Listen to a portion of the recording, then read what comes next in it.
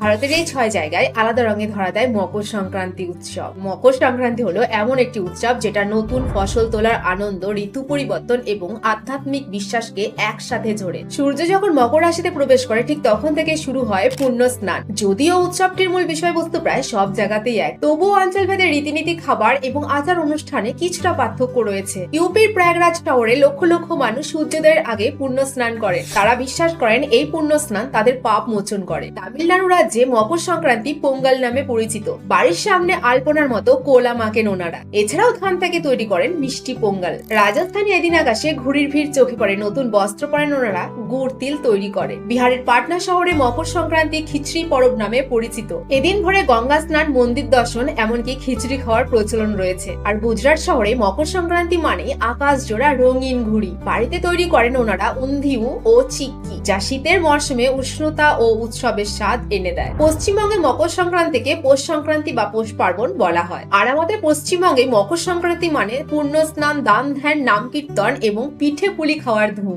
আপনারা কোন স্টেটে থাকেন এবং মকর সংক্রান্তি আপনারা কিভাবে পালন করেন অবশ্যই কিন্তু কমেন্টে জানাবেন।